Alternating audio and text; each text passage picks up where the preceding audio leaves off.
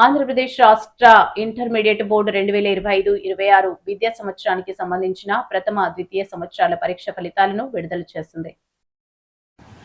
బుధవారం ఉదయం జరిగిన ఈ విడుదల ప్రక్రియతో రాష్ట్రంలోని ప్రభుత్వ, ప్రైవేటు కళాశాలల ప్రాంగణాల్లో సందడి వాతావరణం నెలకొంది. ఈ దిశలో విశాఖ జిల్లా పెందుర్తి మండలం జీవీఎంసీ 97వ వార్డు సుజాతనగర్ శివాలయం ప్రాంతంలో గల శ్రీ నవోదయ జూనియర్ కళాశాల ప్రాంగణం నందు ఉత్సవ వాతావరణం నెలకొంది. ఉత్తమ ఫలితాలు సాధించడంతో నవోదయ విద్యా సంస్థలు పెద్ద ఎత్తున బాణసంచ కాల్పులు చేపట్టి మిఠాయిలు పంచుకున్నారు.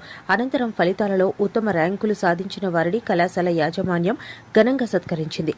మీడియాతో విద్యాసంస్థ చైర్మన్ బీసెట్టి మురళీప్రసాద్ దంపతులు మాట్లాడుతూ ఉపాధ్యాయుల కృషి, విద్యార్థుల శ్రమ, తల్లిదండ్రుల ప్రోత్సాహమే ఈ ఫలితాలకు కారణంగా పేర్కొన్నారు.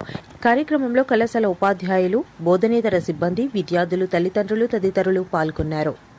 ఫస్ట్ ఇయర్ రిజల్ట్లో శ్రీ నవోదయ ఘన విజయం సాధించిందని చెప్పి మీ అందరూ గర్వంగా చెప్పుకుంటున్నాం. ఈ యొక్క రిజల్ట్కి మాతో పాటు సహకరించినటువంటి స్టూడెంట్స్కి, అదేవిధంగా మాతో పాటు కోఆపరేట్ చేసిన ఫ్యాకల్టీ అందరికీ కూడా ముఖ్యంగా ధన్యవాదాలు తెలియజేసుకున్నాం.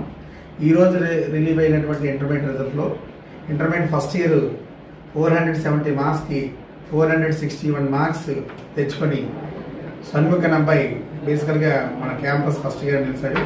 అదేవిధంగా ఇంటర్మీడియట్ సెకండ్ ఇయర్లో 1000 మార్క్స్ గాను 983 మార్క్స్లో తెచ్చుకొని Dinesh Sudheer campus first year నిలిచడం అనేది మాకు చాలా గర్వకారంగా ఉంది. మాకు ఓవరాల్గా రిజల్ట్ చూసుకున్నట్లయితే ఇంటర్మీడియట్ ఫస్ట్ ఇయర్లో ఓవరాల్ రిజల్ట్లో 100%కి 98% అనేది మాకు పాస్ పర్సంటేజ్ వచ్చింది. అదేవిధంగా ఇంటర్మీడియట్ సెకండ్ ఇయర్లో 99% అనేది పిల్లలు తెచ్చుకోవడం అనేది చాలా గర్వంగా భావిస్తున్నాం. ఈ విషయంలో మాకు సహకరించినటువంటి తల్లిదండ్రులకు, అలాగే విద్యార్థులకు, అదేవిధంగా మా తోటి ఫ్యాకల్టీ అందరికి కూడా హృదయపూర్వక ధన్యవాదాలు.